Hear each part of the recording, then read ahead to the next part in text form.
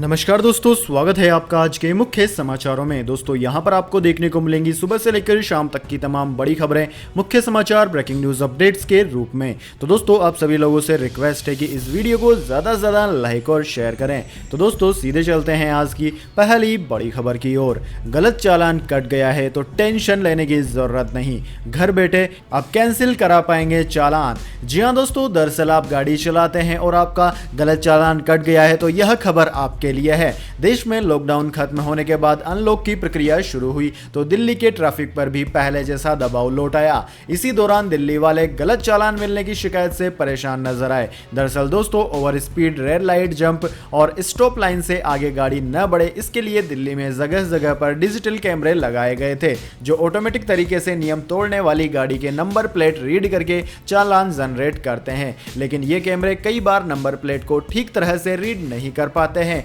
इसलिए गलती करने वाले की बजाय किसी और का चालान कट जाता है। ऐसे में कार मालिक को चिंता रहती है कि आखिर गलत कटे हुए चालान को कैसे कैंसिल कराया जाए। ट्रैफिक पुलिस के अनुसार कई बार लोगों की गाड़ी की नंबर प्लेट पर या तो नंबर सही तरीके से लिखे नहीं होते हैं, या फिर नंबर प्लेट पर कीचड़ लगा होता है, या फिर किसी और वजह से नंबर साफ नजर नहीं आते हैं। इस वजह से गलत नंबर का चालान जनरेट हो जाता है। अगर अब ऐसा आपके साथ हो जाए तो आप एक टोल फ्री नंबर पर कॉल करके मैन्युअली जांच करवा सकते हैं। यहां पर जैसे ही आप शिकायत करेंगे तो वहां पर मैनुअल जांच की जाएगी और अगर आप सही पाए जाते हैं तो आपका चालान कैंसिल कर दिया जाएगा। इसके बाद दोस्तों अगली बड़ी खबर, कश्मीर मुद्दा, पाकिस्तान ने अमेरिका से की अपील, कहा भारत से कम करा दो तनाव। जी हां दोस्तों, पाकिस्तान ने सऊदी अरब के बाद कश्मीर का राग अमेरिका के सामने भी गाना शुरू कर दिया। इस मसले पर पाकिस्तान ने सऊदी अरब से भी अपना रिश्ता खराब कर लिया है। दोस्तों पाकिस्तान के विदेश सचिव सोहेल महमूद ने अमेरिका के अधिकारियों से कश्मीर मसले पर बातचीत की और समाधान मांगा। सोहेल ने अमेरिका के अवर सचिव डेविड हेले से वर्चुअल बातचीत की और भारत के साथ तनाव कम करने की अपील की है। हालांकि दोस्तों इस मुद्दे पर भारत शुरू से ही साफ नजरिया रखता है और वह पहले भी दो टूक कह चुका है कि किसी भी द्विपक्षीय मुद्दे पर तीसरे पक्ष की मध्यस्थता की आवश्यकता नहीं है।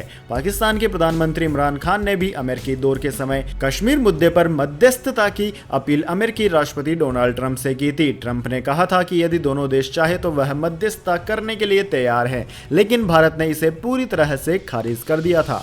इसके बाद दोस्तों अगली बड़ी खबर, टिकटॉक को झटका, ऐप स्टोर से हो सकता है बाहर, विज्ञापन की कमाई पर गाज गिरने की है आशंका। जी हां दोस्तों, टिकटॉक का भविष्य अभी तक साफ नहीं हुआ है। राष्ट्रपति डोनाल्ड ट्रंप के आदेश के बाद उस पर बड़ी गाज गिर सकती है। अमेरिकी ऐप स्टोर से जहां इसे बाहर होने के कयास लग रहे हैं, वहीं विज्ञापन और प्रचार भी गैर कानूनी माना जाएगा। राइटर्स के मुताबिक व्हाइट हाउस ने इससे संबंधित दस्तावेज भी जारी किया है। दस्तावेज के मुताबिक प्रतिबंधित ट्रांजेक्शन्स में टिकटॉक को स्टोर से हटाने की संभावनाओं का जिक्र है। वहीं टिकटॉक पर विज्ञापन की खरीद और डाउनलोड करने से पहले स्वीकार्यता संबंधी शर्तों को भी प्रतिबंधों के दायरे में रखा गया है। व्हाइट हाउस के करीबी सूत्रों के मुताबिक दस्तावेज पूरी तरह प्रामाणिक है। वहीं टिकटॉक की ओर से कोई प्रतिक्रिया अभी तक नहीं आई है। इसके बाद दोस्तों अगली बड़ी खबर, पाकिस्तान को लगा बड़ा झटका, सऊदी अरब ने खत्म किया दशकों पुराना तेल का व्यापारिक संबंध। जी हां दोस्तों, सऊदी अरब ने पाकिस्तान के साथ अपने दशकों पुराने संबंधों को खत्म करने का ऐलान कर दिया। कश्मीर पर दरअसल विदेश मंत्री शाह महमूद कुरैशी के एक विवादित बयान के बाद ही दोनों देशों के संबंधों में खटासानी शुरू हो गई थी। सऊदी अरब से साथ न मिलने के बाद कुरैशी ने एक विवादित बयान दिया था, जिसके बाद रियाद ने यह फैसला लिया। 2 दिन पहले ही रियाद ने इस्लामाबाद को कच्चे तेल की सप्लाई और लोन देने पर रोक लगा दी थी। मिडिल ईस्ट रिपोर्टर की एक खबर के अनुसार रियाद द्वारा लिए गए एक तरफा फैसले के बाद अब पाकिस्तान ने भी संबंधों को खत्म करने के लिए कह दिया है। इसके बाद दोस्तों अगली बड़ी खबर, WHO की चेतावनी, रूस को वैक्सीन के मामले में आगे नहीं बढ़ना चाहिए, यह खतरनाक हो सकता है। जी हां दोस्तों, रूस ने इस महामारी की वैक्सीन बनाने की रेस में बाजी मारते हुए मंगलवार को इस महामारी की वैक्सीन बना लेने का ऐलान कर दिया। रूसी राष्ट्रपति व्लादिमीर पुतिन ने घोषणा की कि हमने इस महामारी की सुरक्षित वैक्सीन बना ली है और देश में रजिस्टर्ड भी करा लिया है। मैंने अपनी 2 बेटियों में से एक बेटी को पहली वैक्सीन लगवाई है और वह अच्छा महसूस कर रही है। हालांकि अब विश्व स्वास्थ्य संगठन यानी कि WHO ने कहा है कि उसके पास अभी तक रूस के जरिए विकसित किए जा रहे इस महामारी वैक्सीन के बारे में जानकारी नहीं आई है। WHO ने रूस को वैक्सीन के मामले में जल्दबाजी न दिखाने के लिए कहा है और उसके इस रवैये को खतरनाक भी बताया है। इसके बाद दोस्तों अगली बड़ी खबर, कांग्रेस पार्टी के वरिष्ठ नेता और प्रवक्ता राजीव त्यागी का दिल का दौरा पड़ने से निधन, शाम 5 बजे टीवी डिबेट में हुए थे शामिल। जी हां दोस्तों, कांग्रेस नेता और पार्टी के तेज तर्रार प्रवक्ता राजीव त्यागी का दिल का दौरा पड़ने से निधन हो गया। शाम तक टीवी डिबेट में शामिल रहे राजीव त्यागी के अचानक निधन से सभी हैरत में हैं। पार्टी ने उनके निधन पर शोक व्यक्त किया। राजीव त्यागी विनम्र स्वभाव के एक कुशल वक्ता थे और टीवी की बहसों में पार्टी का पक्ष जोरदार ढंग से रखते थे। राजीव त्यागी की तबीयत शाम तक पूरी तरह ठीक थी। वे शाम 5 बजे एक टीवी न्यूज चैनल पर डिबेट में शामिल भी हुए थे। बताया जा रहा है कि बाद में उनकी तबीयत अचानक बिगड़ गई और वह बेहोश होकर गिर गए। उन्हें तुरंत कौशाम्बी के यशोदा अस्पताल ले जाया गया, जहां डॉक्टरों ने उन्हें मृत घोषित कर दिया। इसके बाद दोस्तों अगली बड़ी खबर, बेंगलुरु में फेसबुक पोस्ट को लेकर हिंसा में अब तक 3 की हुई मौत, 60 पुलिसकर्मी घायल। जी हां दोस्तों, कर्नाटक की राजधानी बेंगलुरु में एक कथित फेसबुक पोस्ट की वजह से एक समुदाय ने जमकर उपद्रव किया और पुलिस थाने को घेर लिया, जिसके बाद पुलिस ने गोलियां चलाई। हिंसा में अब तक मरने वालों की संख्या बढ़कर 3 हो गई है, जबकि 60 पुलिसकर्मी भी घायल हुए हैं। पुलिस ने कार्यवाही करते हुए 110 लोगों को गिरफ्तार कर लिया है। जानकारी के मुताबिक अपमानजनक पोस्ट से नाराज लोगों ने पुलाकेशी नगर विधायक अखंड श्रीनिवास मूर्ति के घर पर हमला बोल दिया था। शहर के डीजी हल्ली और केजी हल्ली थाना क्षेत्रों में जमकर बवाल हुआ, जिसके बाद पुलिस को स्थिति को नियंत्रित करने के लिए बल प्रयोग करना पड़ा। वायरल वीडियोस में आप साफ तरह से देख सकते हैं कि भीड़ अल्लाहू अकबर के नारे लगा रही है और जमकर तोड़फोड़ और आगजनी कर रही है। इसके बाद दोस्तों अगली बड़ी खबर, भारतीय मूल की कमला हैरिस बनी उपराष्ट्रपति पद की दावेदार, जीतने पर बन जाएगा अमेरिका में नया इतिहास। जी हां दोस्तों, अमेरिका में डेमोक्रेटिक पार्टी की ओर से राष्ट्रपति पद के उम्मीदवार जोए ब्रिटेन ने उपराष्ट्रपति पद की उम्मीदवारी के लिए कमला हैरिस को चुना है, जो भारतीय जमैकियन मूल की अमेरिकी है। अमेरिका में 3 नवंबर को राष्ट्रपति पद के लिए चुनाव होने हैं। ऐसा पहली बार हुआ है कि अमेरिका के उपराष्ट्रपति पद के लिए किसी भारतीय अमेरिकी महिला को मुख्य पार्टी की ओर से टिकट मिला हो। अगर कमला हैरिस ये चुनाव जीतती है तो वे उपराष्ट्रपति पद पर पहुंचने वाली पहली महिला होगी। इससे पहले उपराष्ट्रपति पद पर 2 महिलाएं, गेराल्ड फेरेरो 1984 और सारा पालिन 2008 में यह चुनाव हार चुकी है। इसके बाद दोस्तों अब जान लेते हैं पूरी दुनिया और भारत में इस महामारी की क्या चल रही है स्थिति। तो दोस्तों पूरी दुनिया की बात की जाए तो पूरी दुनिया में इस वक्त तक इस महामारी के आंकड़ों की संख्या 2 करोड़ 2 लाख को पार कर गई है, जबकि मौतों का आंकड़ा 7,40,000 को पार कर गया है। सबसे ज्यादा प्रभावित देश अमेरिका है, जहां पर 51,71,000 से ज्यादा संक्रमित है, जबकि दूसरा नंबर ब्राजील का है, जहां पर 31 लाख से ज्यादा संक्रमित है। उसके बाद में दोस्तों India, Russia, South Africa, Mexico, Peru, Chile, Colombia आदि देशों का नाम आता है। इसके बाद दोस्तों अब जान लेते हैं क्या है भारत की स्थिति, लेकिन उससे पहले मेरी आपसे एक छोटी सी रिक्वेस्ट है। अगर दोस्तों आपको अभी तक हमारी न्यूज़ पसंद आई है तो इसे एक छोटा सा लाइक ज़रूर दे दें, और अगर आपको पसंद नहीं आई है तो बेशक आप डिसलाइक भी कर सकते हैं, लेकिन दोस्तों लाइक और डिसलाइक करके अपना वोट ज़रूर दीजिए, क्योंकि दोस्तों यही हमारी मेहनत का फल होता है और इसी से हमें पता चलता है कि आपको हमारी वीडियो पसंद आई है या नहीं। तो दोस्तों जल्दी से जान लेते हैं क्या है भारत की स्थिति। दोस्तों बात की जाए भारत की तो भारत में इस वक्त तक इस महामारी के आंकड़ों की संख्या 23,95,000 यानी कि लगभग 24 लाख हो गई है। वहीं मौतों का आंकड़ा भी 47,000 को पार कर गया है। पिछले 24 घंटे में लगभग 68,000 नए मामले सामने आए हैं। सबसे ज्यादा प्रभावित राज्य महाराष्ट्र, तमिलनाडु, आंध्र प्रदेश, कर्नाटक, दिल्ली, उत्तर प्रदेश और वेस्ट बंगाल है, जहां महाराष्ट्र में सर्वाधिक 5,50,000 से ज्यादा संक्रमित है। वहीं तमिलनाडु में 3,20,000, आंध्र प्रदेश में 2,60,000, कर्नाटक में 2 लाख, दिल्ली में 1,48,000, उत्तर प्रदेश में 1,36,000 और वेस्ट बंगाल में 1,04,000 से ज्यादा संक्रमित हैं।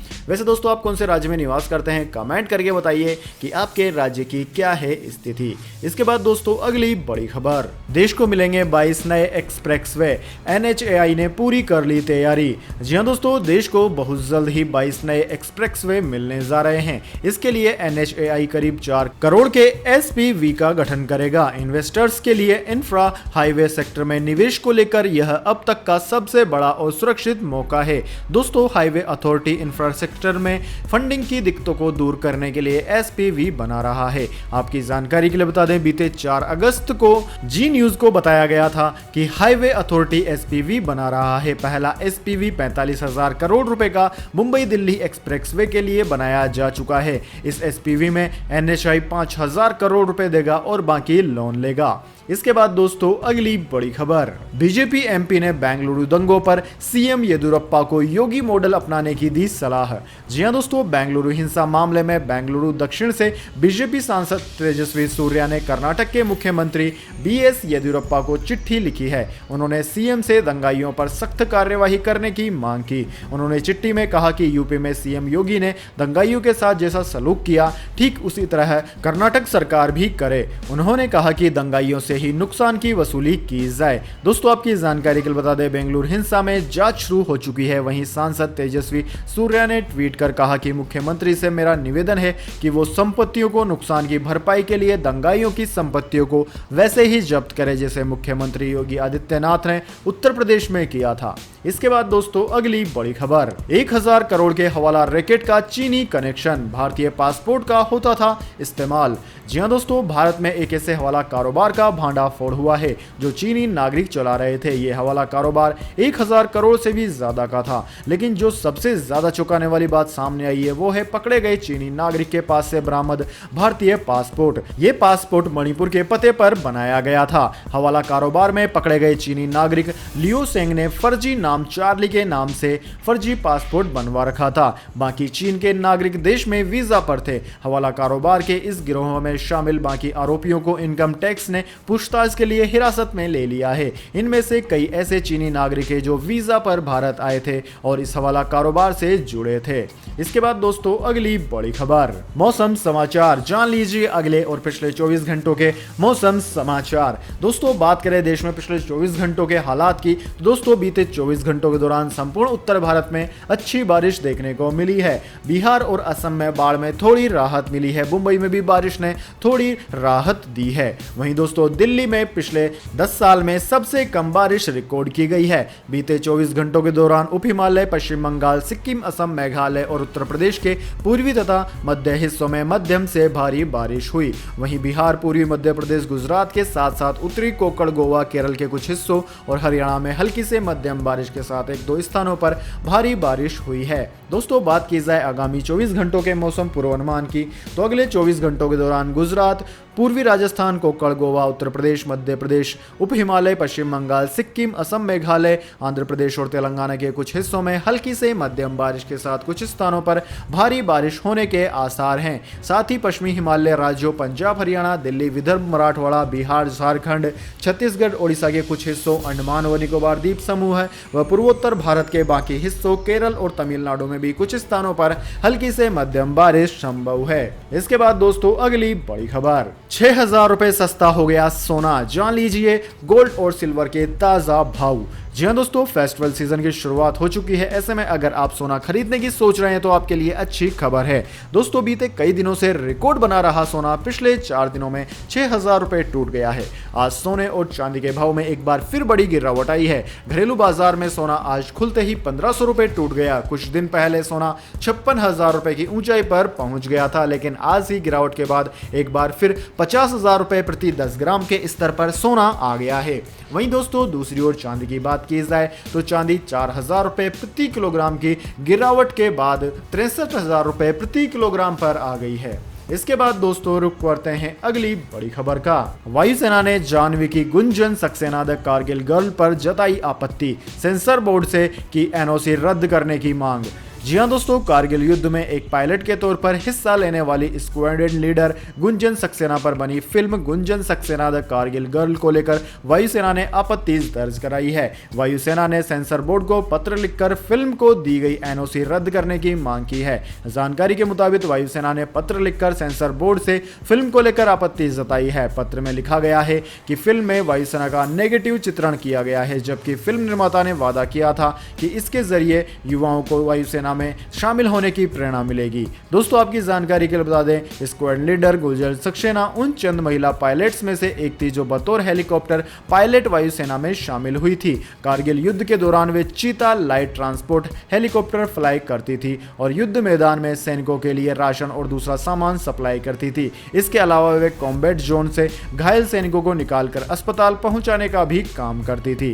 कारगिल युद्ध के वक्त गुंजन सक्सेना फ्लाइट लेफ्टिनेंट के पद पर तैनात थी और 7 साल अपनी सेवाएं देने के बाद स्क्वाड्रन लीडर के पद से उन्होंने रिटायरमेंट ले लिया था। उनके पति भी वायुसेना के अधिकारी रह चुके हैं। इसके बाद दोस्तों अगली बड़ी खबर, सुशांत सिंह राजपूत की परछाई रहे शख्स का दावा, डोगी फज की बेल्ट से की गई एक्टर की हत्या।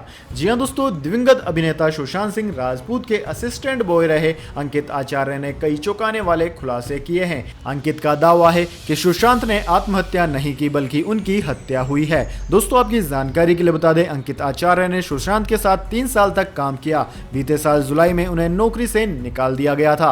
अंकित ने कहा कि एक्टर का गला घोटने के लिए उनके डॉग फज की बेल्ट का इस्तेमाल किया गया। असिस्टेंट बॉय अंकित आचार्य ने कहा कि वह सुशांत के साथ 24 घंटे रहा करते थे, लेकिन पिछले साल जुलाई में उन्हें रिया चक्रवर्ती की वजह से नौकरी से निकाल दिया गया। रिया ने सुशांत के पूरे स्टाफ को चेंज कर दिया था। अंकित ने कहा कि मेरे पास अब तक सुशांत की डेड बॉडी के फोटोज हैं और मैं उन पर खुद ही जांच कर रहा हूं। मैं दावे के साथ कह सकता हूं कि कातिलों ने फज की बेल्ट से उनका गला घोटा है। उस बेल्ट के ही निशान है वो। साथ ही अंकित का कहना है कि फोटो में सुशांत की डेड बॉडी के साथ एक बैग दिखाई दे रही है। अंकित ने उस बैग पर भी सवाल उठाए हैं। उनका कहना है कि वह बैग सुशांत का हो ही नहीं सकता, वह ब्रांडेड बैग इस्तेमाल करते थे। तो दोस्तों यह थे आज के तमाम मुख्य समाचार। अब दोस्तों इसके बाद बारी आती है आज के माइंड क्विज क्वेश्चन की। जी हां दोस्तों, एक आसान से सवाल का जवाब देकर आप जीत सकते हैं एक अमेजिंग सरप्राइज गिफ्ट हमारे यूट्यूब चैनल की ओर से। तो दोस्तों आज का माइंड क्विज क्वेश्चन आपकी स्क्रीन पर आ चुका है। दोस्तों आपको बताना है दुनिया की सबसे लंबी नदी कौन सी है। जी हां दोस्तों, अगर आप जानते हैं दुनिया की सबसे लंबी नदी का नाम तो जल्दी से कमेंट बॉक्स में उस नदी का नाम लिख दीजिए। अगर दोस्तों आपका जवाब होता है एकदम सही और आप चले जाते हैं लक्की विजेता के रूप में, तो आपको मिलेगा एक अमेजिंग सरप्राइज गिफ्ट हमारे यूट्यूब चैनल की ओर से। तो दोस्तों जल्दी से अपना उत्तर कमेंट बॉक्स में लिख दीजिए, वीडियो को लाइक कर लीजिए, चैनल को सब्सक्राइब करके बेल आइकन जरूर से दबा लीजिए ताकि आपके पास हमारे हर वीडियो की नोटिफिकेशन सबसे पहले पहुंच जाए। धन्यवाद। वंदे मातरम। जय हिंद।